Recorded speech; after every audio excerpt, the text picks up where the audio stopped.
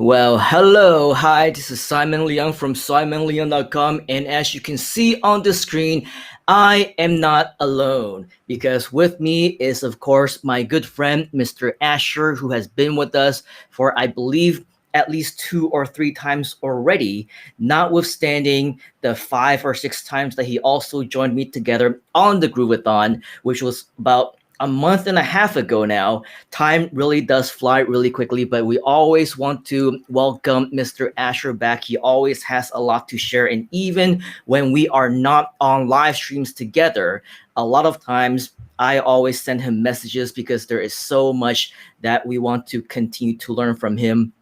And I always have questions when it comes to live stream stuff and all the cool things that we're actually doing. So without further ado, this is not a normal introduction. It's just Mr. Asher. You're just chilling right there on Yeah, the screen with me. And just chilling. actually, this is very impromptu, right? Because I messaged you earlier because I had a little question about how to use OBS and integrate that with GoToWebinar and all those things. And you were out, and then we just got to chatting, and you said, "Hey, why don't we just go live?" And we had no idea what we're going to be talking about, but here we are, simply because that's just the way that we roll. We take things one step at a time. We live life one day at a time. We put our pants on one leg at a time as well. And so here we are.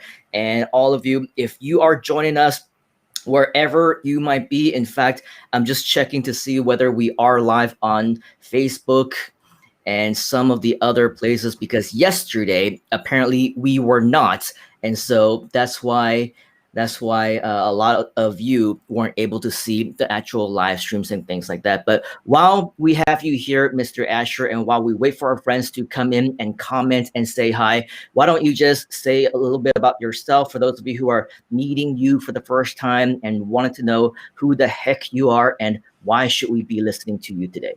All right, thank you for the introduction, Simon. So, hi guys, my name is Asher, and I got to know Simon through when he was actively speaking on stage before, and I was there really as an assistant coach, I would say, back then, and that was how I kind of got started.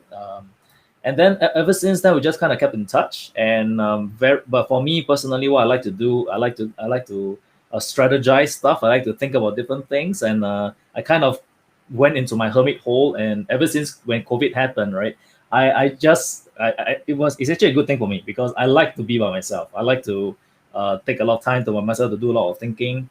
So it was actually a good time for me.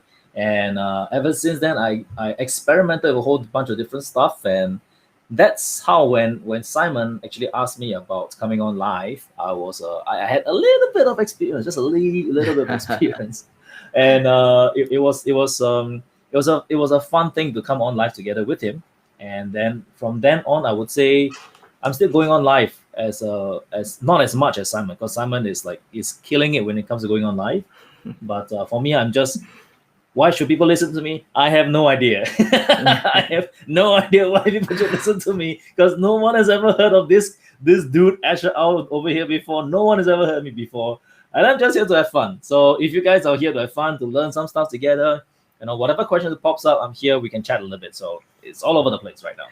Yeah, cool, man. So, yep, it's definitely, I mean, you are obviously very humble. And before I even asked you to go live with me, I personally also actually didn't have an intention to go live either. I did, videos. Some of them was for YouTube. So, every now and again, I would record things with my face. I would use, OBS and things like that. But prior to even the Groovathon, the entire thing that I usually based my business on was creating videos without showing my face, without even using my voice, right? I was just creating anonymous videos. And that was also one of the strategies that I teach in one of my classes called Video Marketing Insider Secrets.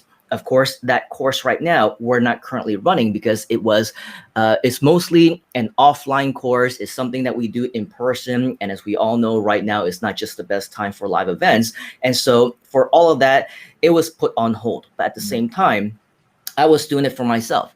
I was at home, I had nothing better to do, and I decided that I would maybe try and learn something new. For my channel that is streaming on YouTube right now, every once in a while, I would show my face. I would, do one of these talking head types of videos, but at the same time wasn't really something that I was focusing on all that much. And that's why up until maybe around I want to say like June, July, maybe even August, around that time, any of the videos that you may have seen me do, well, at my old house, I was just in front of a wall, right? Mm. And the wall behind me was like a little brick uh, kind of style. And so I didn't have anything fancy behind me. And even up until maybe a couple of months ago, I also never even used this view because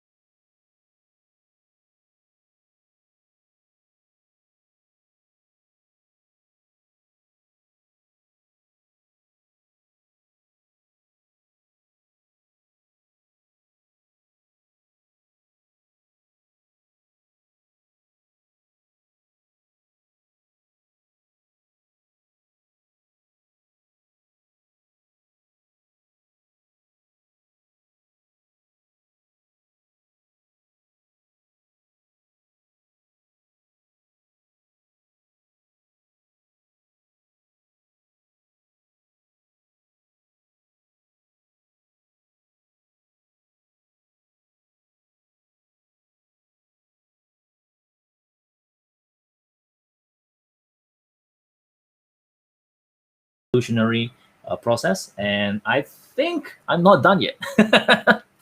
I don't think I'm done with the whole evolutionary process just yet. I'm still building, and I would say that in terms of helping people, I think it's for me. It's more about myself. How could I get my voice out there, and I feel comfortable doing it. I think the story I can think of is by this speaker called Ira Glass, right? So his concept basically is when you create something and you know, uh, uh, when you create something, you know it can be good, but whatever you produce actually is not that good.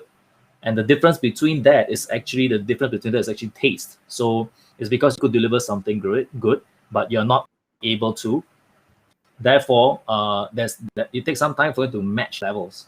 And for me, I guess that's just for the same thing for me. I'm just slowly working my way to get to that point where I'm comfortable with the way I deliver my content, the way I speak, the way I communicate. That's a very short way of short-ish, I guess, of answering that question. Yeah, very interesting. So it looks like I'm taking a look at some of the different things, and one of the interesting topics is we always like right today we're talking about testing yourself and trying new things and never stop learning. And one of the lessons that I always learn from this, and the reason why we always want to test, the reason why we always want to try new things and never stop learning, is that we definitely always experience different types of challenges. And this also You want to come onto the includes screen, bro? You're like a really tiny little box down there. wow, and this also includes a lot of there. There There you you go. go. It includes a lot of technical difficulties as well. And so, based off of the message that we saw earlier about not having sound, and I'm kind of looking around at a lot of our different profiles and channels, sometimes I do hear sound, but sometimes I don't. So there is a very high chance that there is some type of technical difficulty that might be going on right now. Some, I don't, I have no idea why, but for some of the things, if you want to check on your side as well, maybe on the phone or something, like I was frozen for a good minute, and Mm. then but you were still going on, and I really don't know what has been happening. But regardless, I think it is still. I heard myself on your end, Yeah, right? yeah, So it looks like it is working, but it looks like there might be some type of technical glitches here today, but it's okay because it's all about trying new things and testing, and that's why we are here. So whether or not it happens, we can always, because we are on restream, we can always restream this live yeah. and make sure that if it is working, then of course that's all the cool things that the cool things that Restream can do. Mm. So let's go ahead and just start talking about, since we are on this topic already, since we're talking about the notion of all of us being here and welcoming in 2020 when it first got started, without the anticipation of everything that kind of came with it. And so it was definitely something that was new. It was a huge experience for all of us because we never anticipated the kind of changes that it would have made today in our lives. Fast forward 11 and a half months later, right now we're just about 5 weeks and a few days more or less before 2020 is over. So what is it that we've learned all this while? What is it that we've accomplished? What made us grow as human beings? Because I'll tell you, based off of what I've been seeing online, on social media, and usually it's already pretty bad. People who are in this industry that we're in, if you have anywhere more than 1 or 2 years experience, you think that you're at the top of the world. If you made your first pot of gold at some point in your life, during the first 1 or 2 years that you've been in business, you think that you are the bomb. You think that you are, the best in what you do. And there's a lot of ego, I'm sure you would agree, when it comes to this business. Mhm. But I think 2020 has been a year where we are forced to, as entrepreneurs, as marketers, as human beings, to kind of humble down ourselves and realize that we're really not as good as we think ourselves to be. A lot of times, a lot of people are definitely dependent on different situations. They're dependent on times. They're dependent on technology. They're dependent on whether or not their own society, their own backyard, their own environment offers them the opportunity to grow. And so many of us, we take for granted, right? Because there are places, and we've traveled around the world, and when I go to places like Cambodia, and I go to places maybe even in certain outskirts of Thailand and Vietnam, you realize that for many people who are there, they just they just don't have the same opportunities as we do, as we did, with in terms of education, in terms of growing up. And that's why many people, they've always dreamed of going to other places. They've dreamed of going to places like Dubai, like Singapore, even to Malaysia, to work, right? To be an expat, to grow up and marry there, or start working there, or whatever else. And one thing that we really need to understand when it comes to all of that is, now, regardless of where we are, we're all pretty much dependent on whatever is outside. If the government decides that they want to shut you down, if the virus or the pandemic is so bad that we all have to stay indoors, then whatever skills, whatever talents that you think you have, that had been previously been able to take you to where you want to go in terms of business, in terms of lifestyle, all of that, and many of us experienced it, they were all taken away this year, I right? completely agree with that, because I think with regards to the whole COVID situation, I know by now everyone is like, you should be doing something with this whole with COVID ongoing. But I also feel the truth is, the bills are not going to be as merciful, right? The bills are still going to keep coming, and there are many people who have lost their jobs. Many people who are not only just lose their jobs, there's a lot of people who are in commission based work, where they don't get any income if they don't get any kind of sales. So because of that, there is a serious loss, okay, in terms of the economy. And I think in terms for personal productivity wise, personal wise, as you were at your personal aspirations, you wanted to make 2020 a great year, because but then when COVID slapped all of us in the face, it just kind of forced us to kind of think about what do we actually want to do. And I think for people like us, like for you and Simon, and for me, we have the certain skills we have kind of been talking about online business, online marketing. But even then, we still had to pivot a little bit to come online, to come on live. So that's something, I guess, that I've learned. That we have to learn how to pivot. We have to learn how to take whatever you already have and put it online somehow. And the key thing I truly believe in is, do you actually have something significant? Do you have something that's real that you can put out into the world? That's something I truly believe in, because uh, there's a little bit of formula that I have in my head, right? So passion plus expertise multiplied by world value. So if you have that small the formula, basically it means you could make money online with either your passion or your expertise. But if you can have both of them, that'd be great. But with that, it needs to be, that's kind of like in a bracket, right? I could draw it out, but then it needs to be multiplied by world value. So I think that's something very, very important to understand. Perhaps I could just draw a little bit just to let you Sure. see what that is, right? So so the concept I have is really look something like this. So I just added that. Said, phew, phew, phew. Wow, that transition, super cool. Just made it. So I just got it. So the idea that I had was this thing called what was that? Okay, passion. It's a bit small, but I'll just draw it. It's okay. Passion. Oh, actually, Yep. before we move on, Hmm. I'm not sure if this is happening in other people's screens as well, but it looks like you are actually frozen. I am. Oh dear. Okay. Yeah, Maybe so I'll maybe, just hop out and I'll come back in. yeah, or you can just refresh the I'll refresh. screen and Yeah. see what happens. Let's do that. Because if you're showing us stuff, then we can't see it.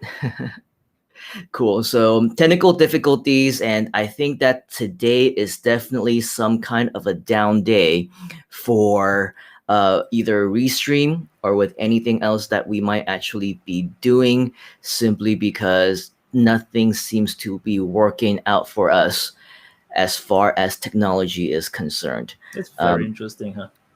are you able to check yours on your side? If, oh, it looks like you might be moving again. So I'm gonna keep two screens open just in case. So there you Okay. go. Please continue. Okay, so all right. In that case, I'll just remind myself. Yeah.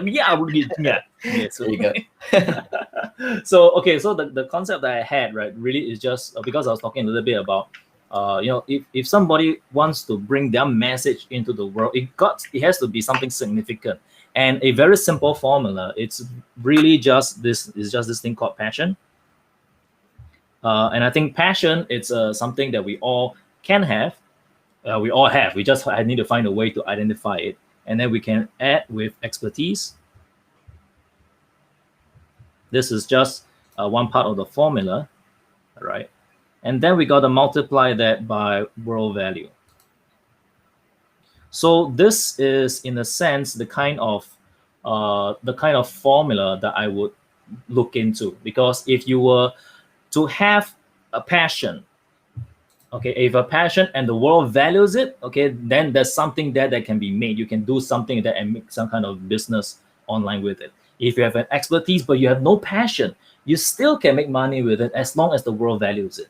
But if you have no passion and no expertise, there's zero there, then even if the world values it, no one's going to deliver it. So this is a very simple formula to kind of look at it. I have an expanded formula, but this is a very easy way for me to kind of understand or to teach people, do you have a passion? Do you have an expertise?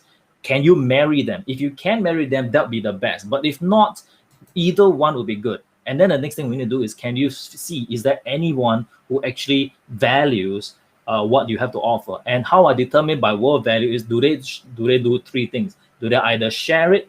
Do they either spend money on it? And do they either spend time on it? Because even if you have something that you are very passionate about, if they don't see the value in it, they're not going to spend any time on it, even if it's free, right? And if it makes sense to them, something they find it valuable, they will spend the time on it. Then if they find it really valuable, perhaps they will share with other people. And even if it's free, if they see value in it, they will still send it across to share with other different people. So the way we see world value, okay, is basically kind of the way I look at it is based on those three things. You share it, you spend money on it, you spend time on it. Okay, and the prerequisite before that, the how to kind of take your expertise and knowledge you have in your brain and put it into a product and put it onto the world. You got to find out what is your passion, what you're really, really good at, and then can you add that together with an expertise? If you can, great. If not, yeah. So that's a very basic understanding of what I mean about the whole formula. Okay, to Right. talk a little bit about that. And then if no, you're absolutely right. I mean, with all the talks about, spreading value and everything else, sometimes you really do need to know what true value actually is, because in this year and all the changes that actually came about, I believe that there's just no room for ego anymore, right? There's no room for know-it-alls, for people who think that they're better than everybody else, but you still don't see a shortage of them. Just think of all the recent things that happened, from the elections to the pandemic to people wearing masks or their ideas on lockdown. If you do not agree with them, then somehow, some way, you're gonna be the butt of all the insults, right? They're just wanna say bad things and spread negativity. And so with all of that, as you're saying, right, this is a brand new reality. This is a brand new world for all of us. And if we don't change, if we don't improve, the world is going to move on without us. And that's why a lot of times we are very dependent on whatever technology, especially this year, is able to bring on board with us. Because if technology doesn't work, like the technical difficulties that we're experiencing right now, there's not much that we can do, right? We're using this platform, we're using this system, and if it's not streaming smoothly the way that it's supposed to, like for example, I'm seeing you very clearly, but then when I go to YouTube, I'm seeing, sometimes you're frozen and sometimes it's moving in slow motion. So I think there's definitely something wrong with the internet connection somewhere, as you can see with one of our friends on Facebook, Mubin, is saying my internet connection is so poor. Maybe it's not just your internet connection.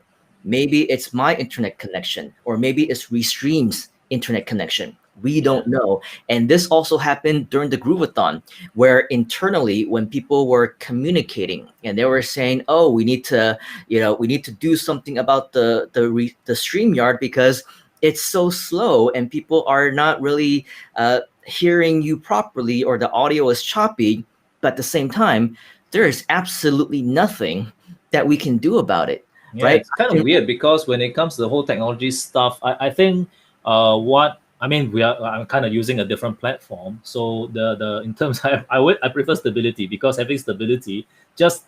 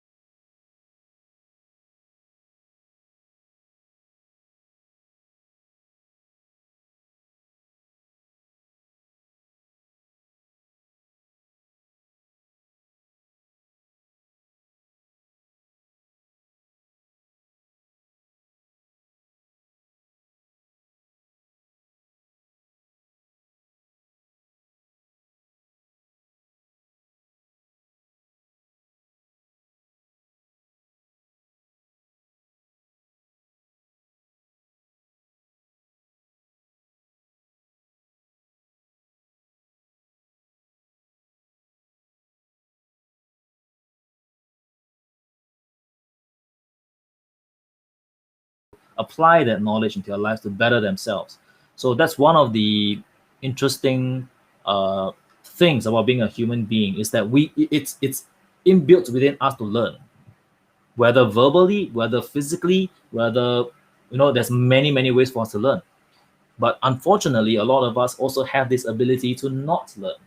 Yeah. We choose not to learn. So that's a very just want to throw it out there. Yeah, and that takes very, I mean, that makes a lot of sense.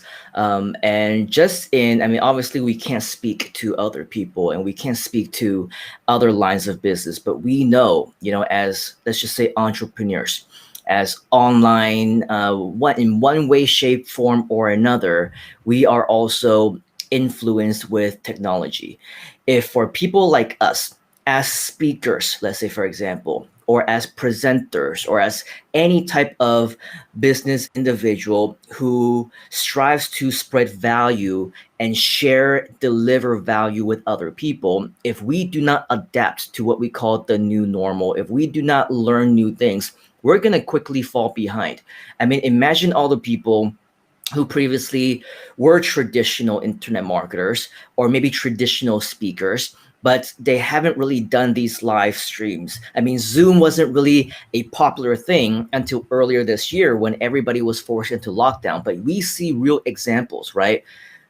We see we see that for people like who really adapted very early into the live stream game. You evidently very soon became that expert.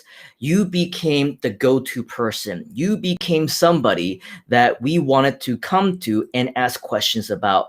And so that's why I said that there is no time for egos. There is no time for you to get stuck in your own little mind, knowing and thinking that you are somehow better than other people, because in the end, you still need to adapt to all these new things. So for anybody else, even those who have been successful for many decades, people like Tony Robbins, who previously would never go online. He would never do any of his seminars on the internet. He would never even want people to record full sessions of his seminars. Of course, he himself also had to adapt, right? And so this is the time for any of us who want to make sure that we don't fall behind in 2021 and beyond. Yeah, now we do need to learn new things. We need to test ourselves and we need to never stop learning. This whole session has been a huge test of, can we keep up despite technology standing in the way? Can we make sure that we stay in tune on what we want to talk about when we are multitasking, testing on different things, having different, views of ourselves on different screens, and seeing that issues are appearing? Do we stop dead in our tracks, or do we continue on hoping that we can, in our professional little way and humble little way, still be able to get through this despite not being able to interact? Because I think there's definitely some issues when it comes to the multi-streaming, and people aren't watching us correctly, and when they can't see you, when they see that a screen is frozen, when they can't hear you, when things are not going right or what's normal, they're not going to want to continue watching. They're not going to want to interact. They're not going to want to socialize with you. And this is something that is very different than what Asher and I have been doing, because we usually want to see the comments come in and we want to see who you are and we want to talk to you and things like that. But so far, all we've been seeing are people saying, I can't see you. There's no sound. I think the internet connection is very poor. So it is proven. It is a fact that there is technical challenges happening today. But again, that's why we're talking about this. And it's really funny because last time, I don't know if you remember, on the Groovathon, I was talking to my friend Ernesto Verdugo, and he, along with his good buddy and business partner, also my good friend Dave Crane, they have on this live show called Toilet Paper Diaries. And it's all about things that are happening about the pandemic. Of course, they talk a lot about politics and things like that, but they're known to be doing this live show. And it's really funny.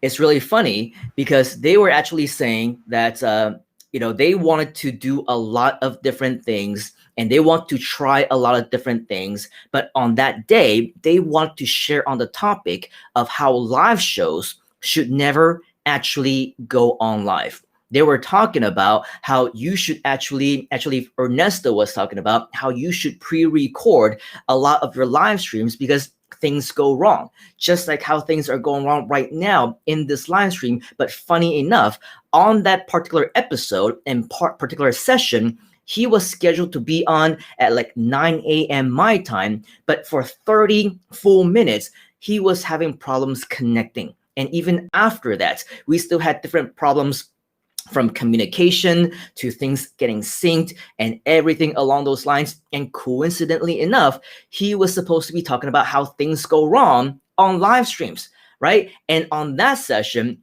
it was also him who is basically saying that, we have all these things going wrong, and that's why we don't go live per normal. And that's also very coincidental because today we're also talking about something very similar in terms of testing yourself, trying new things, never stop learning. And with all these different things that are happening right now, I believe that it is a huge opportunity for all of us to learn. And so, as you can see, Mr. Asher is also not with us at the moment. He sent me a private message, actually. He said, looks like I'm frozen. Let me try something. I'll be right back. But if it's any indication, very similar to what Ernesto was actually doing before, he couldn't get into the live stream. He was stuck. Every time that he went into StreamYard would kick him out. And so I didn't even know if I was going to have him come back as a guest that day. But of course, things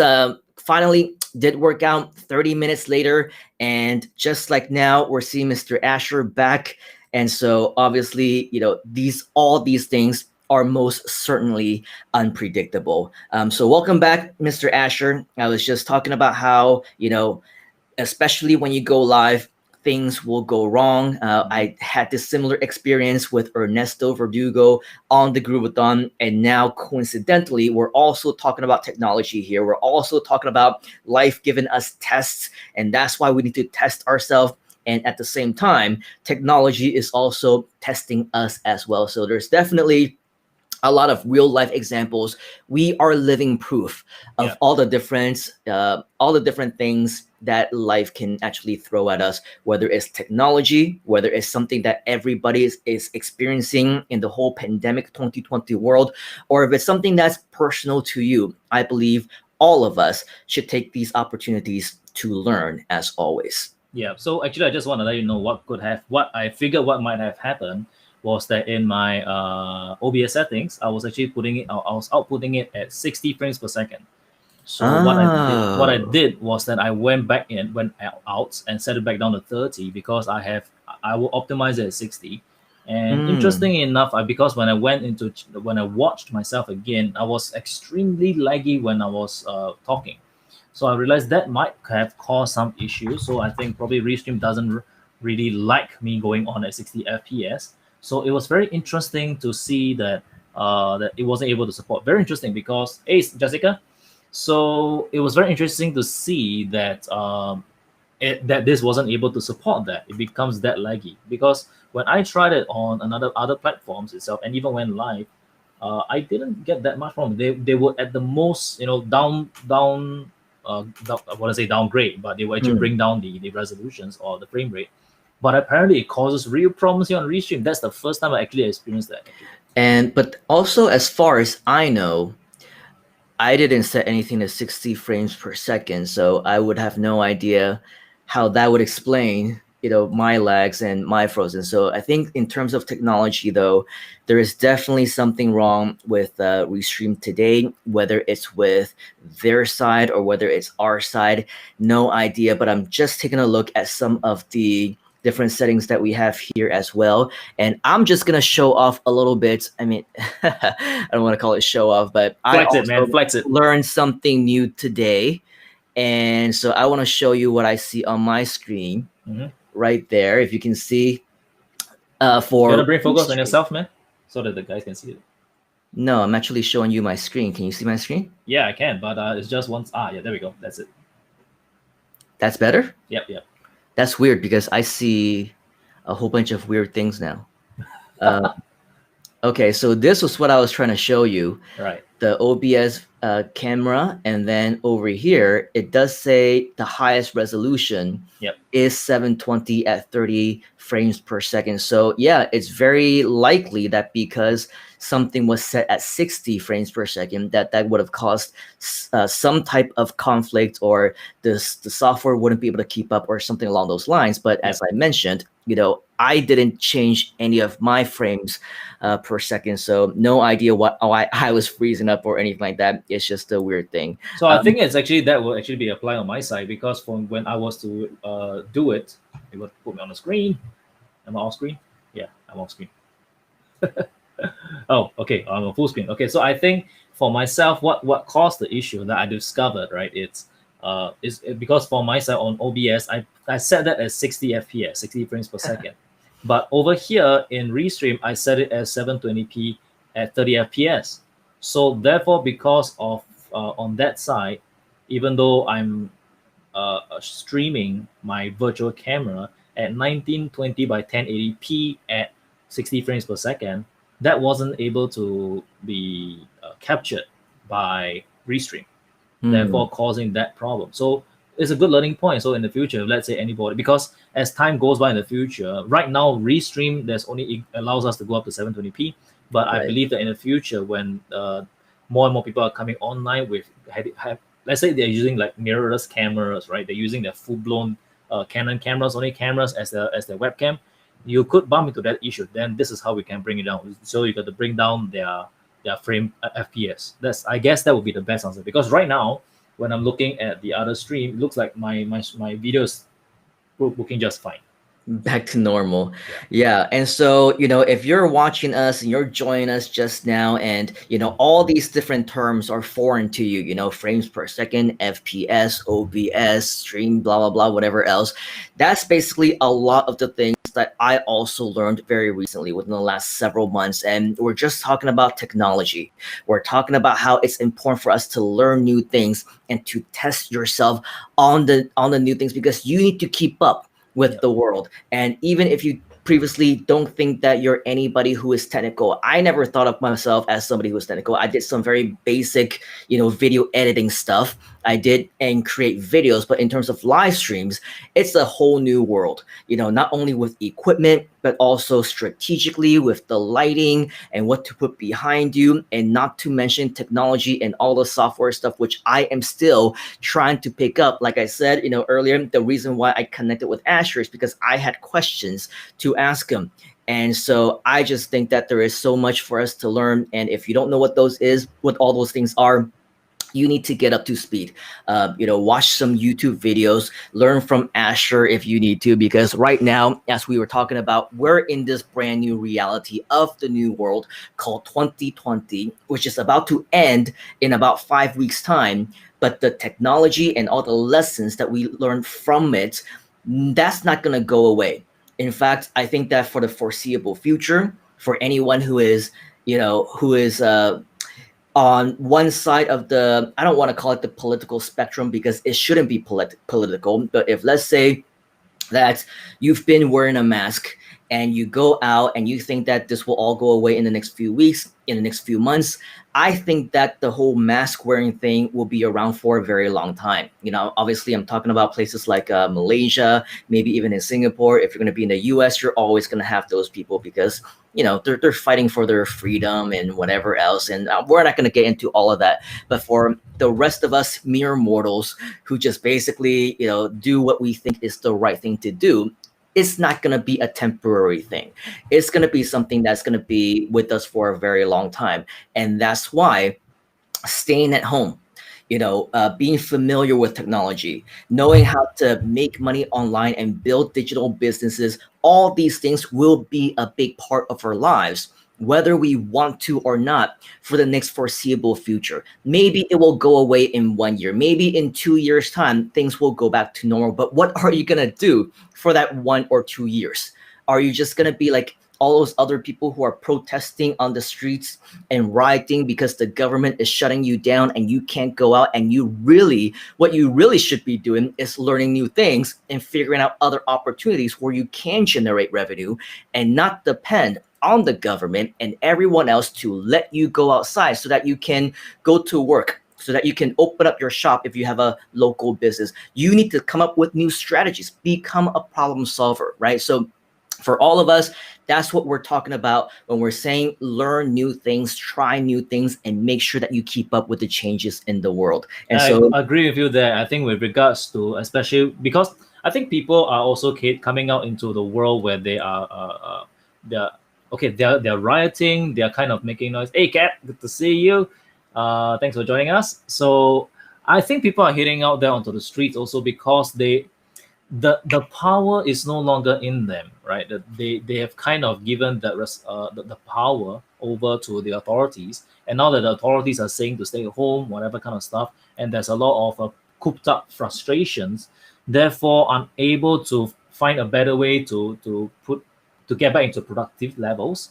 Therefore, they rebel, right? I'm not putting it in the right terms, but I would say as entrepreneurs, or anybody out here who is actually watching this video, who is watching this stream right now, I will encourage you that if you can help these different people to direct that energy to something productive, because it's easy to be destructive. It's easy to go make some noise. It's easy to go out there and go and riot.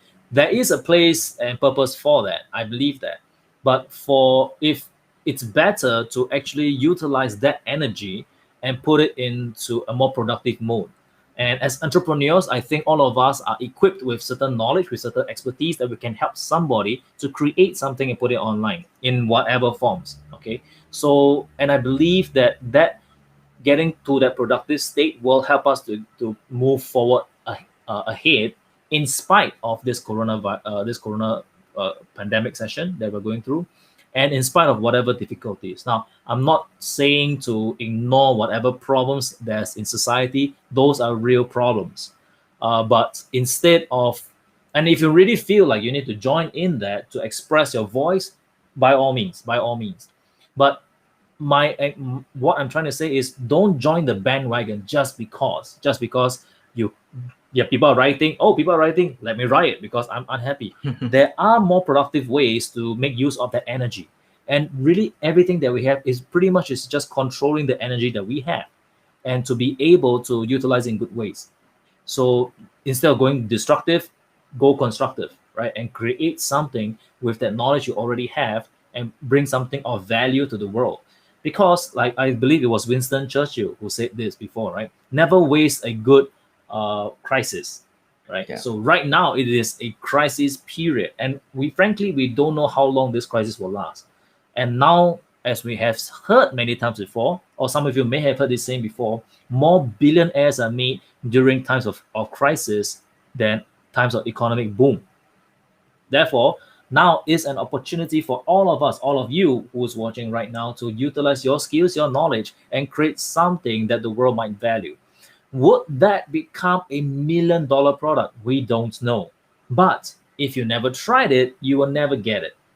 Best thing is try it. You have a chance to get there. And therefore, if you take the energy, that negative energy you got, and redirect that to create something constructive, when this pandemic is over, what you have is you have a product, you have a course, you have a website, you have something that you can present to the world, and from there possibly get you closer to your own personal goals. So that is what I would take in. That is what I would personally suggest when it comes to, if you have any personal unhappiness. I know that that's true. It's really it's quite frustrating that you cannot do something when the big powers are suppressing you to do the thing that you want to do. I agree. I know how.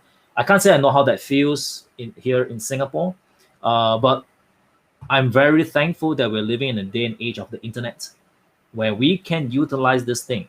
And just a bit of a tangent, just a little bit of a tangent, if you allow me, Simon. Yeah, please. There's like, for example, this thing called Bitcoin, right? So Hmm. Bitcoin basically, okay, is basically a decentralized coin. The concept of that is to take to have the coin itself to give power back to the people, to give power back to the people. That means the responsibility is back upon you. All right. And a lot of people feel that, you know what, that's a great thing, that's a good thing. And they get into that world, they invest a lot of different stuff. And I just heard this story of this guy whose father literally got scammed of 7 bitcoins. Okay. So he got scammed of 7 bitcoins, and he was asking, is there any way to get that seven? Is there anybody, any authority body, whatever, that can help him out? Unfortunately, no. Unfortunately, no. The reason for that is because, just like how you've given power back to the people, you've given power back to you. That means you take responsibility for the good and the bad. When you own that coin, you become the bank. You become the person who owns the authority for that bank, that coin, or the assets you have there. Likewise, when you, right now, who is watching this, why I got to this is because all of us have a lot of knowledge in here, a lot of power, but your power does not necessarily lie in something else. The power lies in you, and in a sense is decentralized that way. And all of us, all of you who is watching this, you can take that knowledge, that the information you've got, the experience, and do something significant with it. Put it out there into the world, put it out there to help someone, even if it's just one other person. One thing you mentioned a little bit earlier, Simon, was that about something about ego, right? Something about ego. And I thought that when you're, that was a good thing I want to talk just a little bit about, is that when you're creating products, a big mistake a lot of people do, or creating courses, whatever they're putting out there, is to create that product for the ego. That's why they fail. It's because when they create that product, when they put a course out there, it is for themselves. I want to let people know how good I am. I want to let people know the knowledge I've got. I want to download everything inside here into the ultimate course, because I've seen these different courses. You pay 1997 for it, and yet the information that is useless. I know much more than this 1997 course. I can do a better job. And they create a course, they download every single thing, and they put it out there. Nobody buys. Why? Because they were creating that product to satisfy the customer of one, which is the customer of the ego. But if you were to create a product that is used to serve the world, to serve the people, to serve people's needs, their wants, solve their problems, help them to achieve their goals faster, give them a transformative experience, that is how you can create a product that people value, even if it's incomplete. And that's what people are looking for. They're looking for products that can give them that transformative experience, the educational experience. It is not for an ego boost for you to create a course that you to prove that you know more than expert. Everybody has access to one thing right now: Google. All of us has access to the internet. And because of that, every single person right now has the ability to go into the internet to find a solution to whatever question that is out there. But why is it that courses still sell for the cost they do, for the price that they're selling at? Simply because when they create different products, they are answering people's needs uh, to their problems, specific problems, and help them to shortcut all that research into one place. So that's one way of looking at it. Yeah. So that was a bit of a rant. Yeah. Yeah, no, and it makes perfect sense because based off of what you initially said about using this, pandemic as an opportunity to be able to, make money out of it, and you were talking about how Winston Churchill, or the quote that was credited to him, said that, never waste a good crisis or something along those lines. It can very easily be misconstrued, and there's always that concern. There's always the potential problem of people, as you mentioned, they just have such a big ego, or maybe they are looking into taking advantage of the desperation of the situation.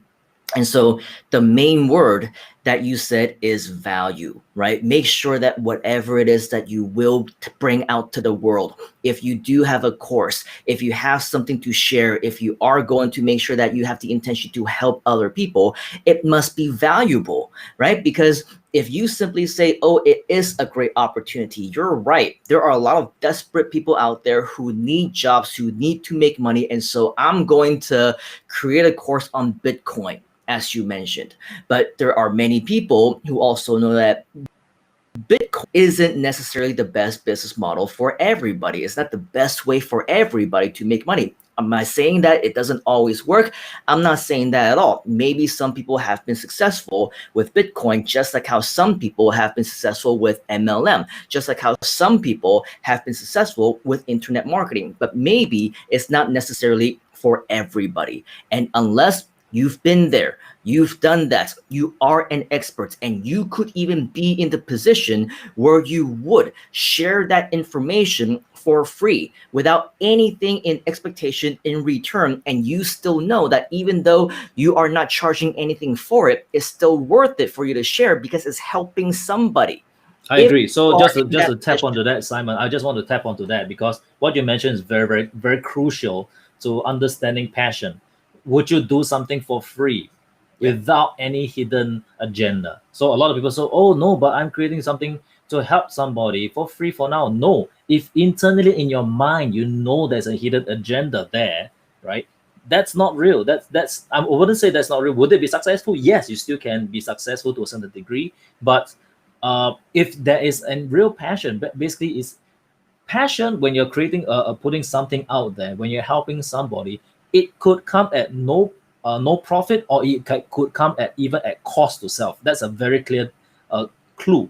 When you're creating putting something out there, is it something that you won't possibly gain something from, or even at cost to yourself?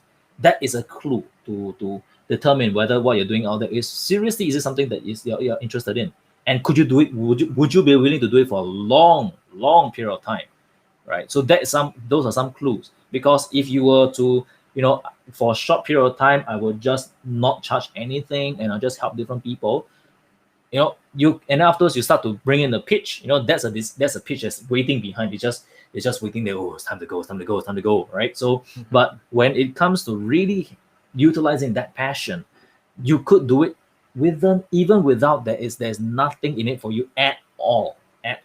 Yeah. Sorry to interrupt. Please Yeah, go no, ahead, Simon. and that makes perfect sense. And I mean, I'm not saying by any means that you and I are saints or whatever else, but just to give obviously an example to the point that we're trying to make, not only for the 14-day Groovathon, when, as I mentioned, right, you appeared not just once, not just twice, not just three times, probably more times than the number of fingers that I have on my hand, that you just appeared on there, obviously with no expectation of anything in return. It wasn't because you necessarily had something to sell at the time. You didn't have anything to sell, right? Of course, you are a businessman. I'm also a businessman. Do we have products? Do we have services? Do we have businesses? Of course we do. But that's not the point, right? Even though we do have other businesses and things like that, the point is on the Groovathon, we were just volunteering and we just wanted to share. And you even said and took on some additional sessions to say, hey, why don't I interview you? Because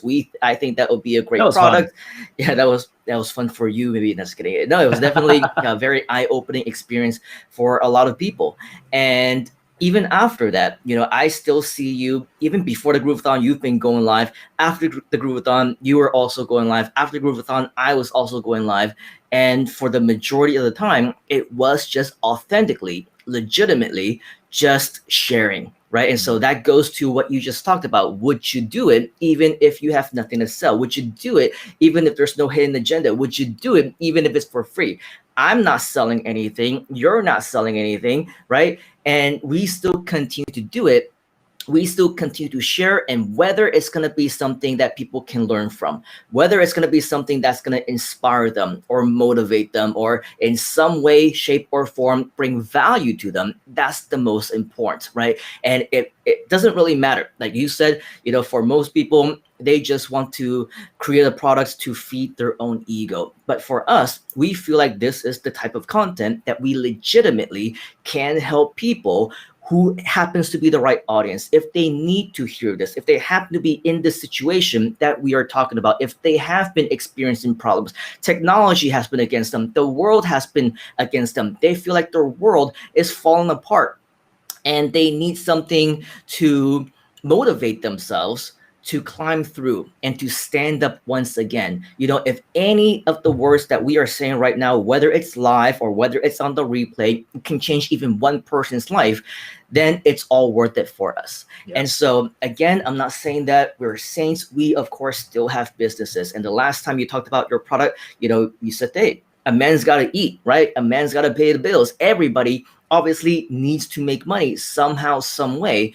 But if we are going to take advantage, so to speak, if we want to leverage on the times and feed off of the desperation of other people, knowing that we cannot really help them, but still want to charge them money anyway for something that you won't be able to deliver, that's everything that we're talking about in terms of scams, in terms Yeah. of fake gurus, in terms of people who are pretending to be people whom they're not. So there's definitely that fine line. Yeah. Of course, still learn, still leverage on opportunities. We talked about the Groovathon, and that's because with the Groovathon, the product behind that is a tool, is a platform, is a community where you can get started, you can continue with free resources. You don't have to invest anything. And with all of that, I believe that it is still a great opportunity for anybody to learn something new. So yes, you can get started. You can use that platform and give yourself ideas to come up with business models where, yeah, you're able to take advantage of the times, leverage on the times without taking advantage on other people. Okay, so there's a huge difference and a really fine line on what is right and what is wrong. And it is very, very easy to go into the dark side, so to speak. And to add on to that, I think that also comes with learning, right? That also comes with learning because it's very easy, I would say, at the very start to get distracted by the shiny things, and it's very easy to get there's another saying, absolute power corrupts absolutely, right? So it's when you have a sudden influx of money, you get a sudden influx of cash, whatever kind of stuff. You sometimes you let that success get to the head really quickly, sometimes, and that can cause you to not do the things that you normally would. Money has a very interesting power to it, but money is amoral. Money doesn't actually have any power unless you let it have power, and Right. that actually helps. That actually doesn't help. It actually turns. It's a magnifying glass. So if you give a douchebag, right, a lot of cash, he'll just become a bigger douchebag. But if you give somebody who has a real good heart with a lot of money, you might see something different. But money is simply just a magnifier. If right now, if anybody who they see something, if you give me $1 million right now, this is what I would do. You never know until they actually get it. You never know until they actually get it. So when people I'm just kind of trying to come back a little bit about when we're coming here to learn about different things. It's everything is a learning journey. When you try different things, when you experiment on different things, be it tech, be it into putting your product out there, putting your voice out there, being everything that we do, there will be two responses. Either you succeeded or you failed at it, right? But both are feedback. Both of them are feedback. And can you learn from it? And very interestingly enough, can you intrinsically understand how you reacted to it? That's a very hard thing to explain if you were not paying attention to what's going on inside here. If you were able to be, if you were successful, if you managed to get a sale, were you elated? Because some people are very happy to get that first sale. But then on that flip side, there are some people who will be thinking, I only had one sale. Same result, different perspective, right? So it's a learning journey for everything that we do. And to be more so, but in terms of to progress, we need a mix of both. We need to be pragmatic, okay, and we have to be optimistic. Pragmatic and optimistic. I wouldn't say pessimistic, okay, but we gotta be pragmatic, we gotta be real, but we got to be hope for the best and prepare for the worst. That's the kind of thing that is a very safe, and I would say it's a very good mindset to follow. Hope for the best and prepare for the worst, instead of the flip side, right? Okay, hoping for expecting the worst, and you're gonna get it. Yeah. So that's just kind of thing. When things are about learning, the nature of learning is that learning occurs everywhere. at successful times, at bad times, at unexpected times. It occurs at every scenario. And I think for me, something I've learned very importantly is that I am forever a student, forever a student. Even I'm 36 right now, people still think I'm a uni student. I'm like, thank you very much, but I'm way past that age right now. and but for me, there's another saying in Mandarin, right? 活到老学到老, meaning, you know, the longer, as long as you live, you got to keep learning. And I believe Right. in that. I truly, truly believe in constant education in life, in your own brain, in sharpening your knowledge, your skill sets, and just improving yourself as a human being. Yeah, no, absolutely. And you always you have to learn because there's never going to be any situation in your life where you already know everything there is to know, right? So there's Yeah. always going to be. Actually, I would say there's going to be a lot of things that you don't know. Just think of languages alone. How many languages are there? I'm sure you don't know all of them. In fact, for many people, they don't know more than two or three. So that gives you room for a lot more to learn, right? And so, again, that goes back to what are you willing to share, even if it's for free? And a great example would be our friend from YouTube who is coming here and saying hi right now. I subscribe from the video editor video. So apparently, this person found me because this person wanted to learn how to do video editing, and I just created some video editing YouTube videos, tutorials, just because. Was I making money from them? No. Was I selling something? No. I just decided that I was going to help people, and yeah, it was going to be for free. And this was even done months and months before this whole pandemic thing even happened. And of course, I could just very easily say, I already know how to do video editing. I know how to create videos. I know how to put together a YouTube thing, a media thing with audio and video and all those things. I don't need to learn anything anymore. But of course, what I realized that of course there's so much more to videos than just making videos, to just editing videos. There's so much more in terms of live stream, for example. And so I showed you moments ago things that I learned within OBS about creating new scenes, and without even touching on all these different buttons and using this I can't even find it anymore, but there's supposedly a way that you can share your screen. Oh, there's a share screen button right there on Restream. And when we were on StreamYard, Asher was sharing his screen even without clicking on the share screen button. And so there's obviously so many new things that I learned, and I just learned how to do that today, which I was showing just moments ago with the whole FPS thing. And so not only that, but in terms of technology, I'm also learning GoToWebinar right now. I'm still learning apparently Restream. I'm still learning StreamYard. And even when it comes to video editing, I just started learning not too long ago DaVinci Resolve as well. So the learning really never ends. If you're already happy with where you are, then we're happy for you. But if you have ambitions to improve yourself, to be even better than before, the learning is never going to stop. It is always going to continue. The moment that you decide that you don't want to learn anymore is the moment that you stop growing. That's the moment that you let your ego stand in the way of what reality actually is, and you just kind of block everything and just being really, really ignorantly, as well as very egotistically, just thinking that you are right. And that's what you believe. And you just believe that you're right. You believe that everybody else is wrong. And I think you said that yesterday in your live stream, right? We always think that we are right.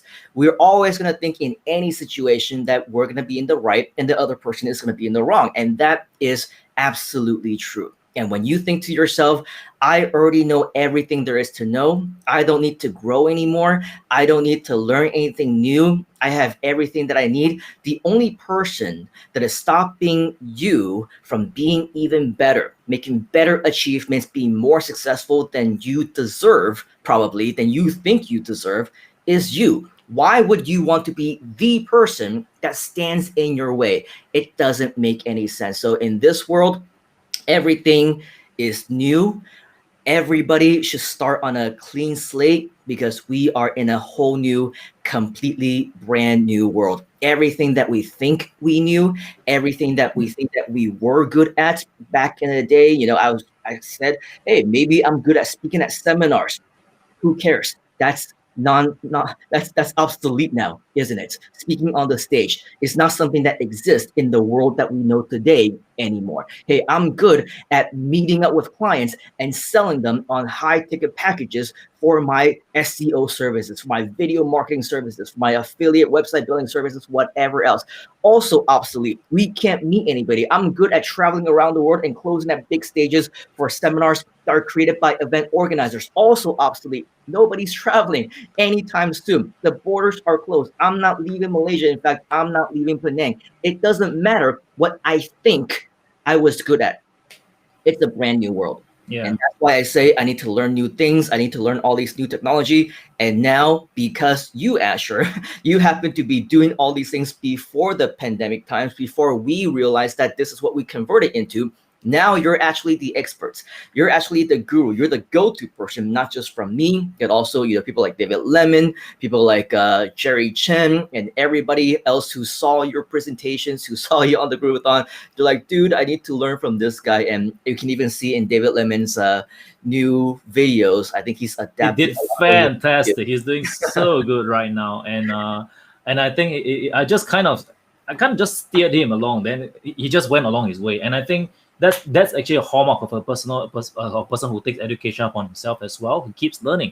And for him, because he's a tech guy, all I need to do is just I need to put that little candy in front of him, like, whoa, I want this, and he just went straight in.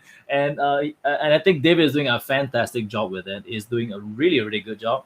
But for those people who actually want to learn how to do it, whatever I'm doing really, really is actually not that complicated. However, the ones who are really good at it are gamers, live streamers who are doing it very, very regularly. They are doing bombastic stuff. The stuff I'm doing is actually very, very minimalistic. But I Mm. learn. I'm still applying different things. Like for example, you saw that transition I was doing a little bit earlier. That was actually I learned that, and literally just like seconds before you came on live, I was just experimenting with this, and it's like zoom zoom zoom. Can I do something like this? And I zoom Wow. zoom zoom. This is something but the zoom zoom zoom was me. Okay, I think it Yeah. was it didn't came with that. So, but it's a learning process. It's a learning process, and that's why I dare say that whatever you're seeing right now, it's not going to be the last version. I'm just going to keep reiterating. I'm just going to keep evolving this entire thing, and yeah. So learning, it's an ongoing game, and Yeah. I don't, and I'm very thankful to be living in this age. I'm seriously very thankful because uh, I can get to learn so much. If it was in the older ages, my gosh, I'll be kind of like Belle, Belle and Beauty and the Beast. I'll be holding a book. Oh, I get to read a book right now. Right now, I have too many books to read. I have so much things to go through, so many things to, and I get a lot of dopamine hit. But coming back, one of the important things I need to remind myself is that this is personal even for me, to not just only be a consumer but also to be a producer, because Yes. if you want to make an impact in the world, it is not enough to consume. You have to produce something, and that comes in multiple forms, but you have to produce something. And the reason why, just a little bit of a slight tangent, is the reason why a lot of people feel unhappy, or when they buy different courses and they buy multiple courses and they start to compare every single thing, and they don't get any kind, they're unhappy and they're asking for refunds, they're demanding refunds. That is, I would say, would actually be a sign, because they haven't been producing anything. When you take action, you get results. When you take no actions, you only get doubt. That's the result you get. And when you have so much information that's inside here, whatever new information that comes along, you compare this small piece to everything you've gathered over here, and because of the size of knowledge you have in that's inside here, you automatically look down on this small little thing and you doubt this is not good enough, this whatever. But this is by itself has a lot of value. But because there wasn't that action of creating, and because there was a lot of inaction, and inaction produces doubt, that doubt spills into that inability to see the value in whatever new course you've got. Why do I say that? Because there are many people, myself included, who have bought courses and I don't see the value, but then I see a lot of value in something free. Because Mm. in my state of mind, I was already I decided not to judge. And the way I look at it a little bit is because when I see, let's say, for example, like for example, we come across some marketing information, marketing courses. Simon, you and I, we've gone through a fair bit of marketing courses, and when something new comes along, we, based on the knowledge we've got, we will judge that based on, that's just how things, that's just with expertise, with knowledge, that just happens. But if we go towards a new area, for example, live streaming, doing OBS and stuff like this, these are basic stuff, but because we have no knowledge of that, that becomes the new stuff, the basic stuff becomes very valuable. So to help us to actually become more productive, it is really for us to place ourselves back into that position, and anybody can do it if they want to put ourselves into that position of I am here to learn. Hmm. Allow yourself to come back down, to humble yourself, even as a master, or if, of someone who is very good or has been exposed, I would say master, but has been exposed to multiple kind of topics in your particular industry. Allow yourself to be a student again, which is why I'm very impressed when I hear of my mentors, my heroes, Jim Rohn, Zig Ziglar. They would go to seminars and they would sit in front with their books ready, with their notepads ready, whatever, and getting ready to write down notes. That's the kind of people they are, because when you place yourself as a position of a student, forever student, you will always be able to learn something, even if it's something you heard of before. Hmm. Yeah. Absolutely, it makes sense. And like you said, though, it's not just about learning, it's also about implementing, it's also applying. Knowledge is powerful, but it's only as powerful as how much of it is actually being applied. Mhm. And so I think that for many people, if they're looking to get started, if they want to at least make their first dollar, if they want to create some type of results, just where they are right now, for many of them, whether they know it or not, they're probably already in the position to be able to make their first pot of gold, Yeah. to get something started. And only should you realize that it's time for you to expand, to grow, right? To add an extra zero or two to become even better. That's when you continue to learn again. That's when you become in the Jim Rohn position, as you mentioned, attend seminars. That's because he wants to now increase his net worth. He wants to add those extra zeros. He wants to be even better. So at some point, you need to stop learning and stop just thinking I need to learn this, apply this, take that course, learn from Yep. that person, whatever else, and just start applying first. When you get some results, reinvest Mm. in your knowledge, reinvest your profits into yourself and your business so that you can get to the next level. In the end, yes, of course, it's not just about being nice and improving yourself and helping as many people as you can. Ultimately, we all need money to survive. We are all business minded, and so when it comes to, let's just say, 2020, I stress this a lot, that I changed a lot of my business models. A lot of the live courses that I used to do, a lot of the mentorship, the consultation, any type of services that I used to do and charge for, I changed things up and I offer a lot of it for free. Is it the best, smartest possible business model? No, absolutely not. Even when all of this initially happened, I think you remembered, I talked about how, hey, I was going to create this mastermind group. And if you sign up, for anyone who signed up under my link, whatever else, then you can go in you can go in, even if it's for the free account and whatever else. That was the marketer in me that decided that I was going to do that, because that's what the marketing method is, right? You provide bonuses, and the only thing unique about that is I was offering that bonus to them, even if they didn't upgrade, even if it's completely free, even if they decide that they just want the complimentary account, never had the intention to upgrade, they can still be invited into the group, no problem. But as you can tell, right, over time, over just a few weeks, and we continue to talk, the times continue to change. The pandemic became more serious, and a lot of people, at that time, they start to come out with their own taking advantage of the situation type of thing. And as time passed on and as things changed, we realized that we need to change with it. And so all those things, including this, I said, bonus mastermind group, which is only previously available for people who sign up under my link. Now I'm just like, whoever wants to join, you can just join. Whoever wants to be a part of it, you can be a part of it. Whoever wants to be, a contributor, who wants to be a leader, who wants to do whatever it is that you want to do, you can do that as well. And for you, Asher, you joined, I think, a few weeks ago, because we kind of lost touch for several different weeks. But then we did get in touch, but we didn't talk about that until you realize, hey, there's this mastermind group. I don't qualify, whatever else. And then that was at that point I realized I never updated you that those are no longer the qualifications. And so I think that after that, you join my group, I join your group, and it's just a whole new world. It's really, and really, it was never that strict. And I just basically said, for people who join under my group, under my link, whatever else. But I never said that, you couldn't join because you didn't sign up under my link, right? It was just something that was assumed. It was something that was maybe the me of 10 years ago, whom you probably still remember. That's probably the one that is ingrained inside your head. But obviously, things have progressed, not only within the last year, but over the last 10 years. People change, things change.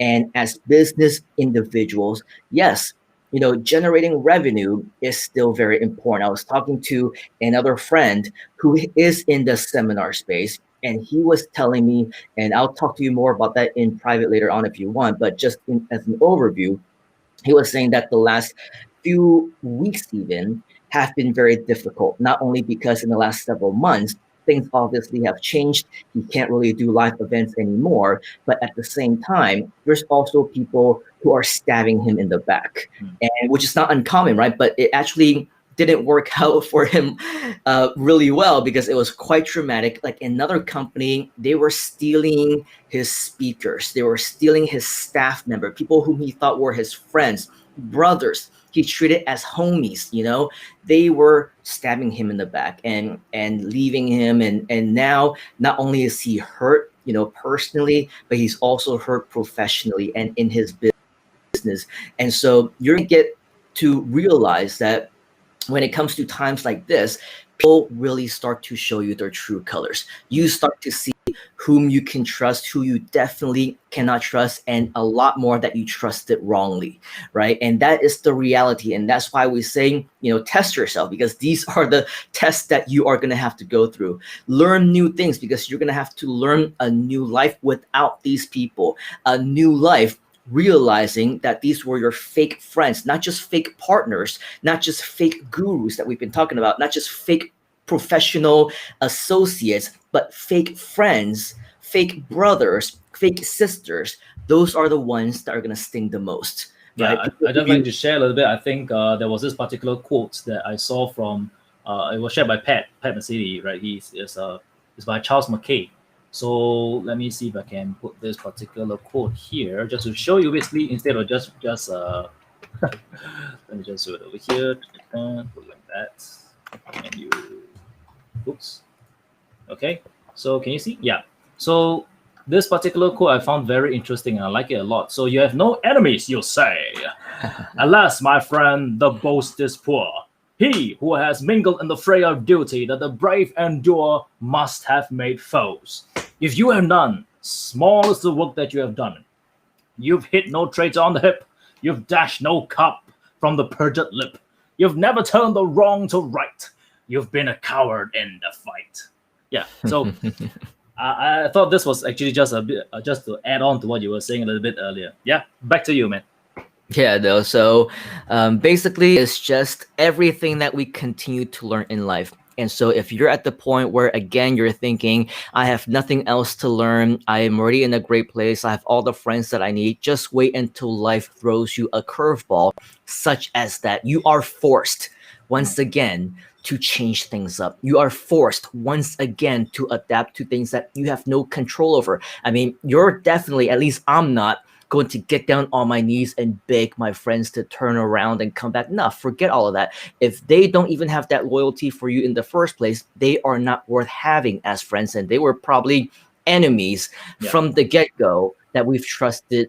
Sus. We've trusted incorrectly all those times. So So that's on the business side, but actually on the personal side, it's also like that as well. I would probably say that maybe this year I've been a little bit more open in terms of talking to people. I mean, you've known me for a very long time.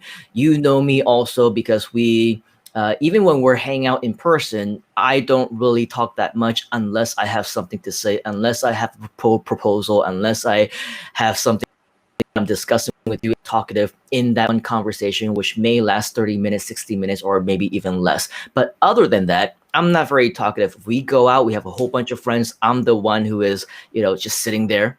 I might look at my phone. I might not, depending how rude I am at the time. I try not to be so rude, but at the same time, if people around me are talking, I just let them talk. I rarely even chime in unless I need to. You know that about me. And so much so that all those years that we didn't even meet up.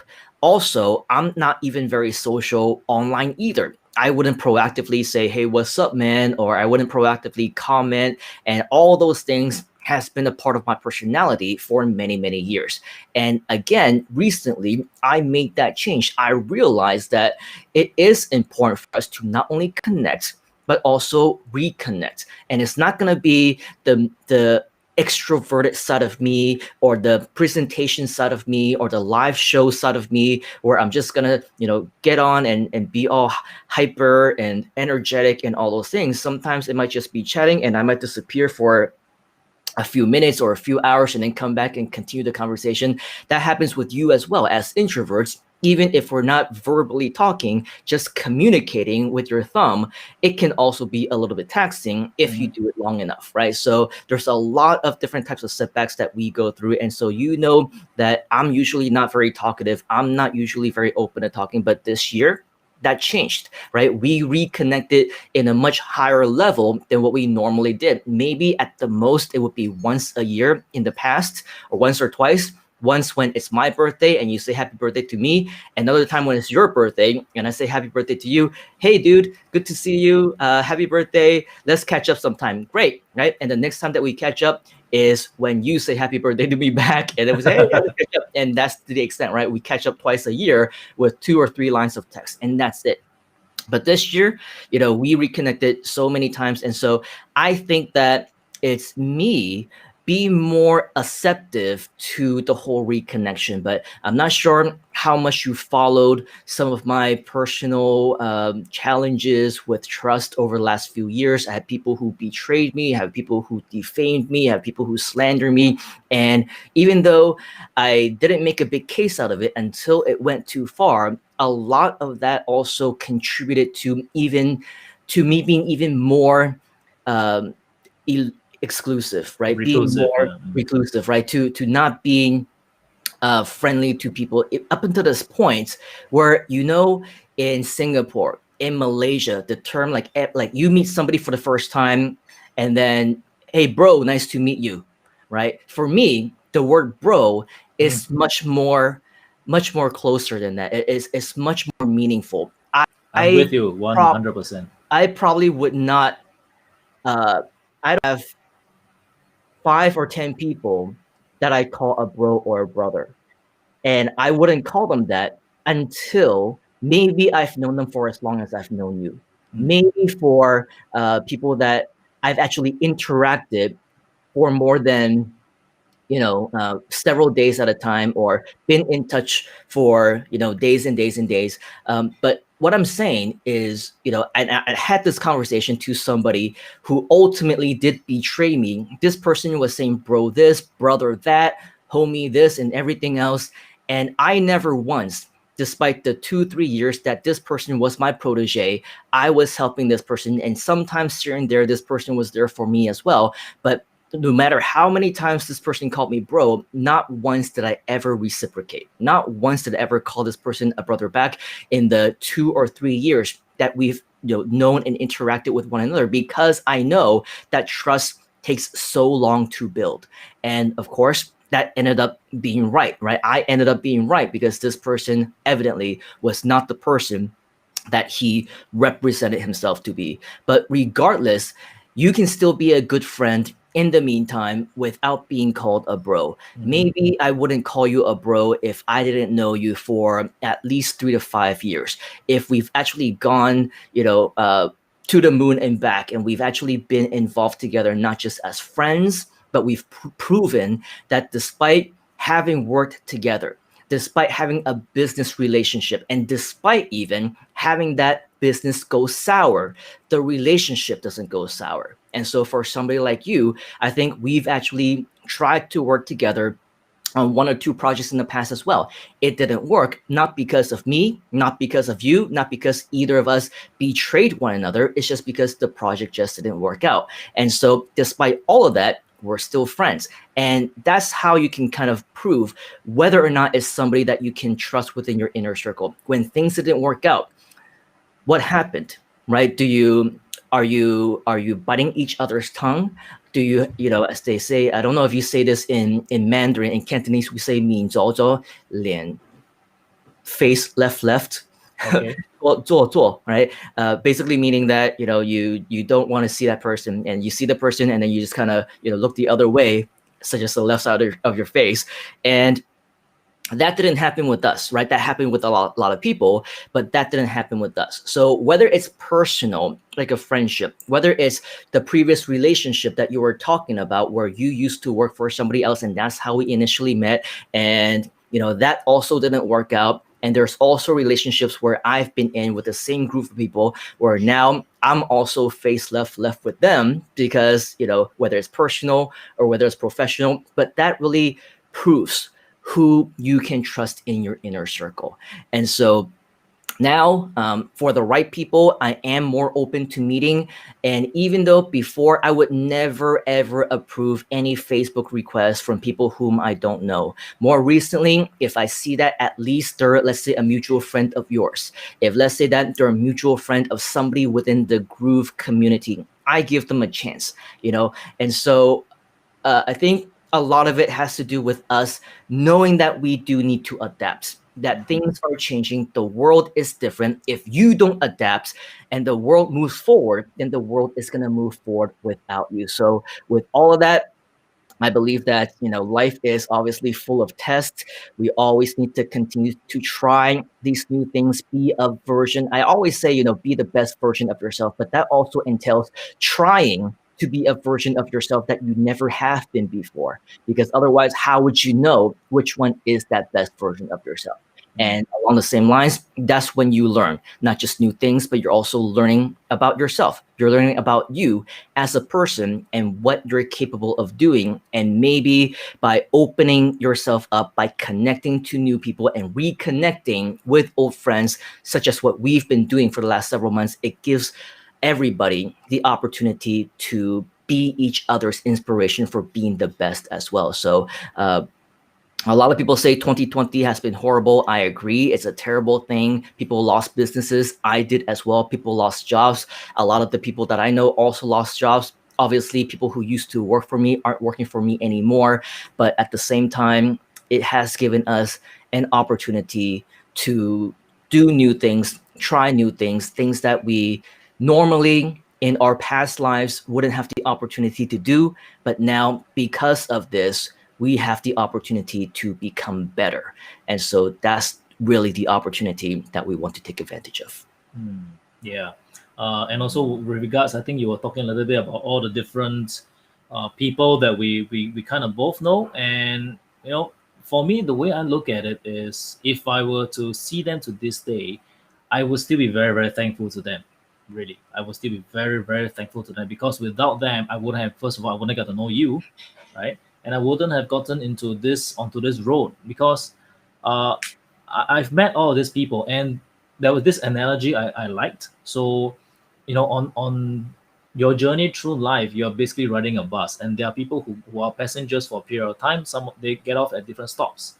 So, but that's the simple analogy, the way I look at it. And you don't really have to. For me, I've learned to put away all the bad experiences. I remember the lessons from it, but I don't hold the feelings anymore, or at least I try not to. It will take some time because, like yourself, I'm a very serial introvert, right? So like yourself, I completely identify with you when you say that I don't call anyone bro.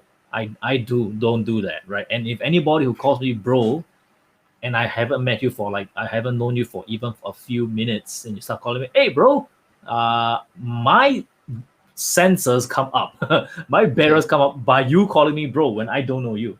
So I completely identify with you over there. Yeah, It's usually when they want something, they call you bro. yeah, exactly. Yeah, yeah, And yeah, and of course, when they don't really mean it. And I have, I mean, so many different experiences where obviously they really don't like somebody and they're talking crap behind their back and they're complaining to me about them, about how much they hate them, how much they're annoyed with them, how frustrated they are with their personal and their professional appearances and the way that they work and everything else. And then they start coming up. You see them in person mere moments after they started talking crap about them. Hey bro, what's up, man? yeah. Good to see you. You know, hey, I brother. and I completely agree. I think this I've learned to deal with this, and I learned this because when in 2017, 2018, I was away from most of the time in away from Singapore in China working on another project. And one particular mentor of mine, I would say I really place him as a mentor. He taught me so many things. One of that which you mentioned, and I just got recall of that, is that if anybody comes to you with a problem, the best answer will always be, okay, if you have any issue, please direct that to that person, because you don't have to bring it to me. Then because I just want to tell you, you don't have to tell me because there's nothing I can do. First of all, secondly, even if you tell me about it, are you trying to change my perspective of this person? Because I have a different relationship with you. And by you telling me whatever information you've got, it's going to color my perspective of him. I appreciate that you have some displeasure. If he's doing something criminal, that would be good to know. But if it's just a personal opinion, like I was just sharing a little bit earlier with you, you probably can recall what I'm trying to say is opinions and perspectives is like it's like a butthole. Everybody has one, right? So you have a different opinion about something, you have a different perspective about something, it's like a butthole. You have it, he has it, everyone has it. it Thank you very much, but I don't really need to hear from your perspective because I have my own perspective of this person. Thank you very much. If you have any displeasure about his cause, his product, direct that to him because or her, because I cannot do anything about it. And that's the kind of thing I've learned to kind of I probably won't put it that way, but that concept has stayed true, and I found that doing it this way allows me to know that because some people are just they just want to have a displeasure about something of winning you in hopes of winning you to their side. Yeah. And I've discovered that that doesn't actually work on me. And Hmm. because I know that trick, so I can identify that trick very very quickly, which is why when somebody calls me bro, that's a big warning sign. And then afterwards they start to give up a problem about someone else that I can't do anything about, and they try to win me over to them. I can't do anything about that. Now, Right. this is a little bit different about if you really have a friend and you're there to listen to somebody complain and just let things out. That's a different thing altogether. We're talking about people we don't really know who are trying to win your favor by positioning someone else as the villain. Mm.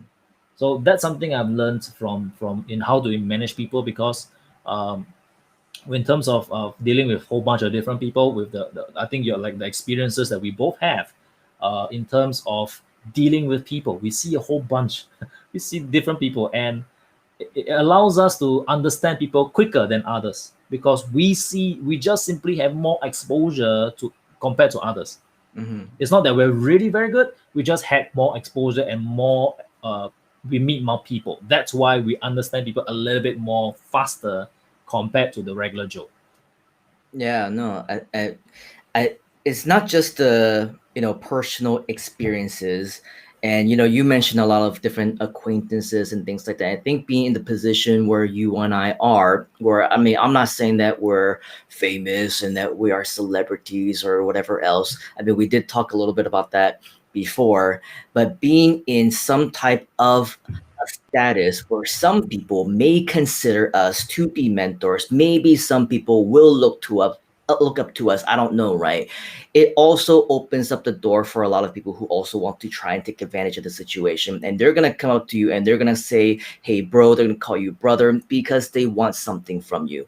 And I don't remember when it was that I last shared this, but I think I was trying to, and this is one of the downfalls of being open and trying to connect and trying to be nice and accepting new friends and things like that.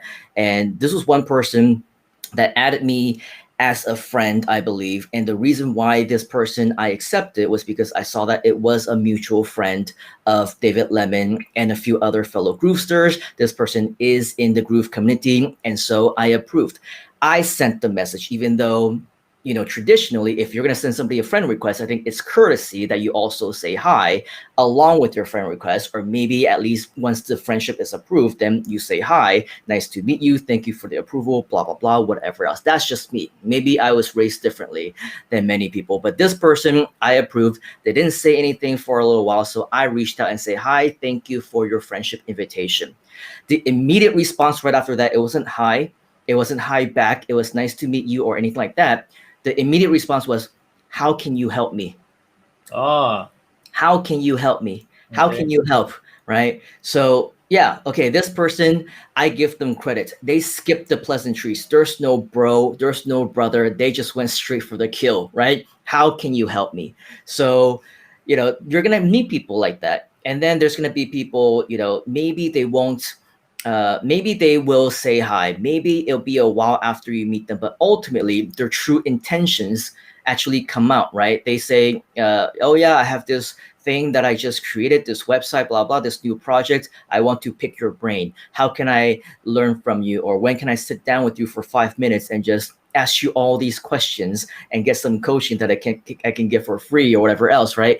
And really, a lot of times it's just not the best approach, especially if you are truly trying to build a relationship with somebody. I will tell you, obviously, I would be humble enough to not consider myself to be everybody's leader, to be everybody's coach, to be everybody's mentor. I don't have the ego where if somebody wants to talk to me, I will just simply blow them off simply because I think that they want something from me. I always give people the chance to maybe the opportunity to show me that they want to be a friend, and I use that as an opportunity to myself that I want to be their friend as well without asking for anything in return. And there are so many people that you and I would consider to be, mentor figures, people who are in the Groove community, people like Mike and Tom and Donna. You know what? For all those people, I've never, not once, asked for their help, asked them a question, asked for their mentorship for anything. They offered. And there were instances where they did give me help over the last 15 years, but not once did I ask them, "Hey, can I pick your brain? Can I ask you for a favor? Can you promote something for me?" Even though it's known in the industry that you build your network, that you work with each other, that you share as much of your resources with one another as possible, I never wanted to be that person. And so when other people also do that with me, it's something that I very quickly realized because I'm more sensitive to it. Mm, I mindfully decide that I wasn't going to be that person. And so it's very easy to detect whether or not that person is saying it to me, or if I'm observing people talking to other people. I can tell when somebody truly wants to be your friend or if they have that hidden agenda that you're talking about. Of course, there are some people who are really good at pretending to be your friend. There are people who are really good for many, many years, even build that relationship with you slowly but surely, try and gain your trust over time, and just skillfully and tactfully stab you in the back when the time is right, right? We all know those people. We've all experienced it. And there will be people who continue to stab you in the back during your friendship with or without you knowing it, because that's just the kind of person that they are. And sometimes you just choose to look the other way, and sometimes you just choose to walk the other way.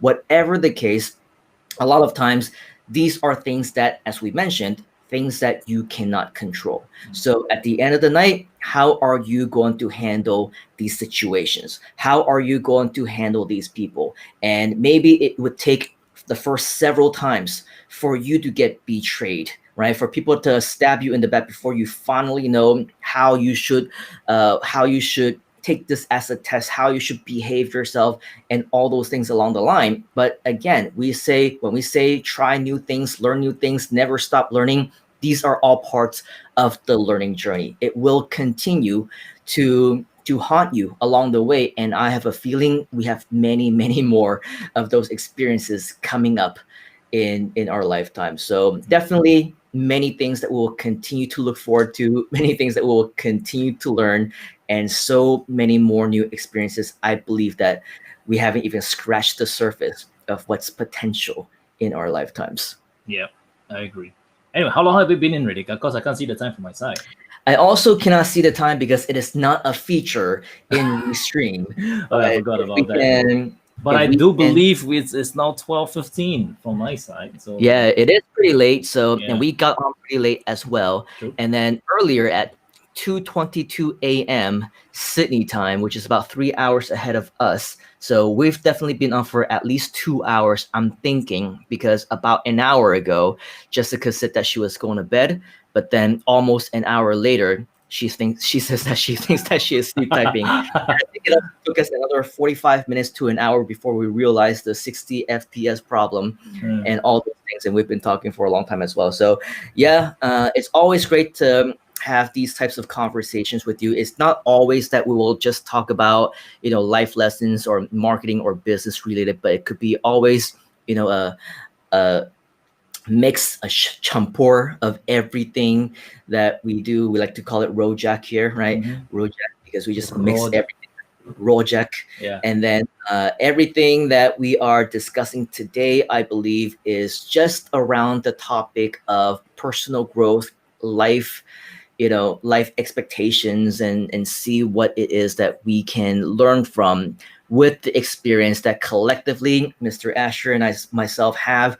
I would probably say, compared to most people who have been in the 9 to 5 in the corporate world, or maybe just obviously growing up, getting out of college and been spending their life in school, just with the several years that we have under our belt within the actual business, quote unquote, real world, there's a lot that we can share, both not just with your experience but also mine, obviously many of which are also the same. But I definitely believe that these types of conversations can be very valuable to the right person, not necessarily to the Mike Philsames and Donald Foxes and Tom Beals of the world, but obviously for anybody who is starting out in life, in business, in career, or maybe seeing 2020 as their opportunity to learn something new, to make a shift in their life and making some type of difference in the world.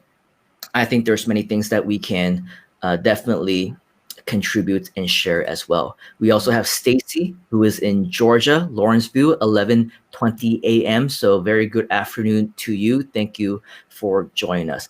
But as you mentioned, Mr. Asher, it is getting a little bit late for us. It's past 12 a.m. already. And so I think we can probably, if you're okay, schedule something, maybe even on the official Groove show next week if you have time.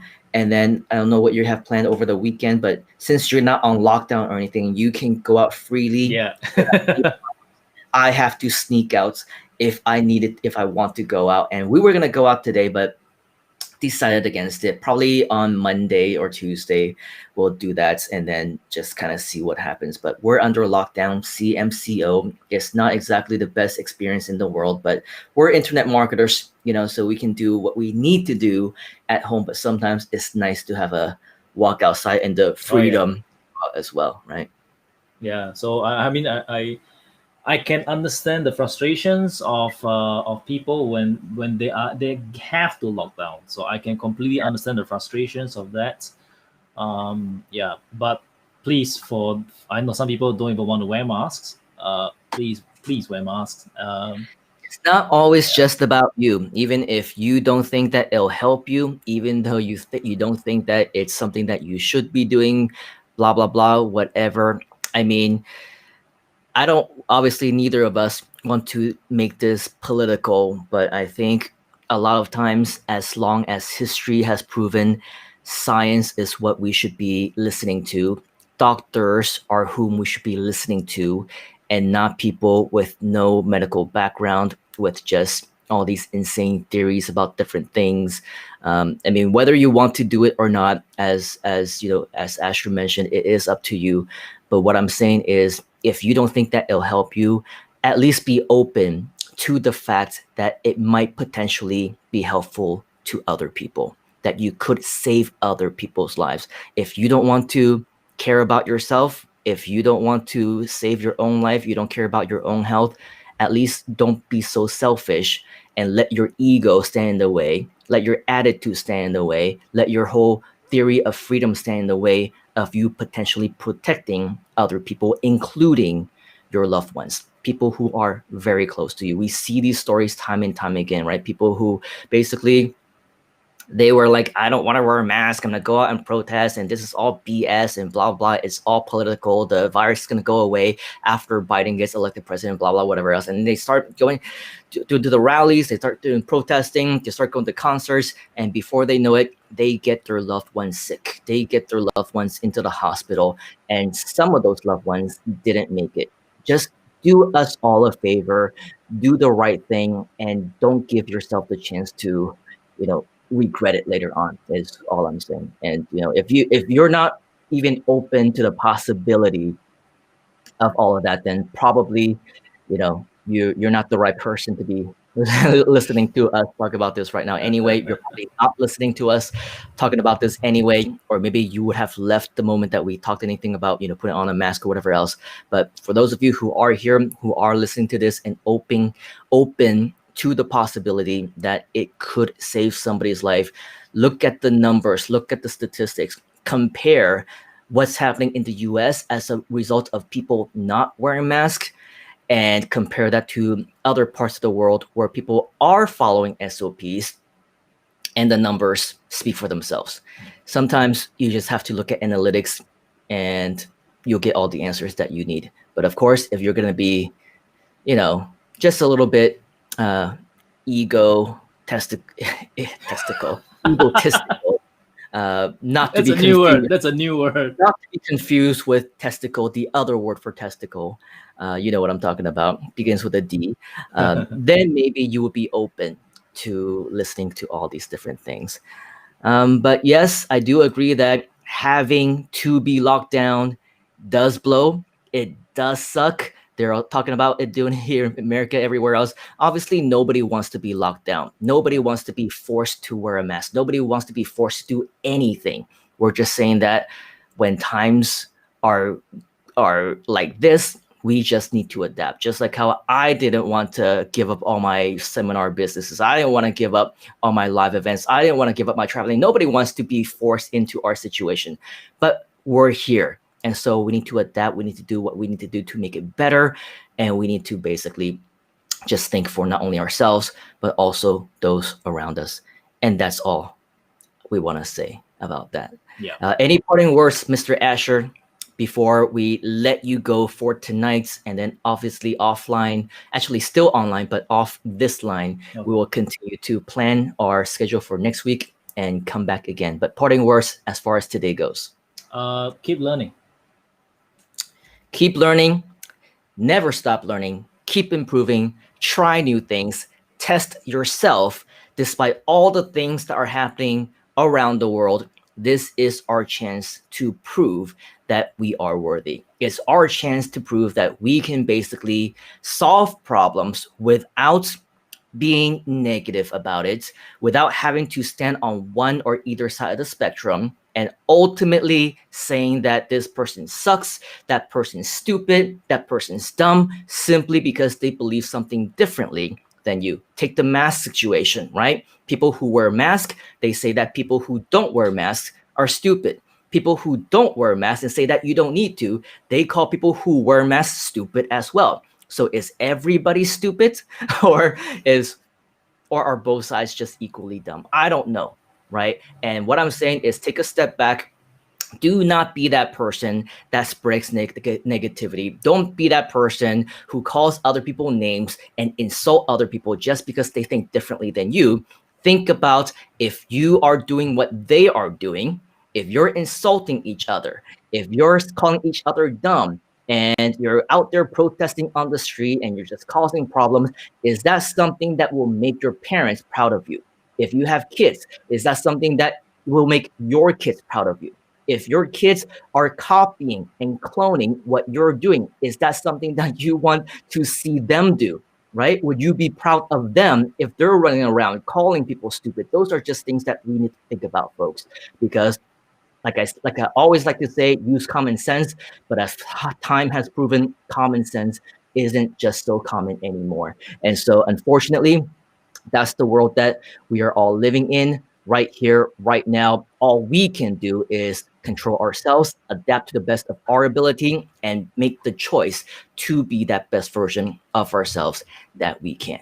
Okay, so as we say goodbye to all of you lovely folks, including Stacy joining us from Lawrenceville, Georgia at 11:30 a.m. She's saying loved it. Jessica, who should have been asleep by now because an hour ago she said good night. She's saying adapt, willing, or be forced to adapt. Stacy saying always. We have Chris saying, hey all, we need people to be less robotic and flow more with their style around others, if you get my meaning. We absolutely do. Be yourself, the best version of yourself that you can be, and don't just copy what other people are doing. I think we can do an entire show on the herd mentality, the mob mentality. People are just copying what their leaders are saying and basically cloning themselves, as I just mentioned, right? Cloning whomever that leader was. Now everybody is being that same person, saying the exact same things. And if that's something that you feel is your calling, your legacy, and what you want your kids to remember you by, right? That's your decision that you need to make. Jessica is saying we can solve problems without being negative. Absolutely agree. Just relieved I'm minutes behind with this message. Oh yeah, because earlier we were very behind. We were lagging, we were freezing, and all those fun stuff. I'm sure when you rewind and watch the replay, you'll get to experience the first 30 minutes of technology hell. Um, Jessica is saying thank you, Asher and Sai. Good night. And then Chris is saying I've paused too for too long. I've paused too for too long. What? I've paused for something like that. So you paused. Okay, great. So with all of you here, thank you for joining us for the last 2+ hours of random talking, random semi ranting, and everything else. But of course, as everything, we always have a lesson behind it. There's always something to learn.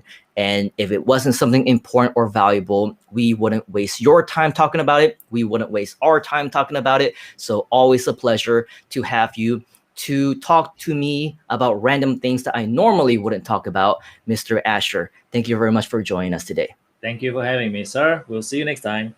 We will see everybody next time. For all of you who are here in our time zone, Australasia time zone, have a good night. If you are in the daytime, let's say in the US, have a good morning, have a good afternoon, have a good day, have a good evening. Wherever else, I think we covered everything. But regardless, I think it is time for us to call it a night. You and I, Mr. Asher, we will connect after this. Thank you to the rest of you, and we shall catch you on the next one. Cheers.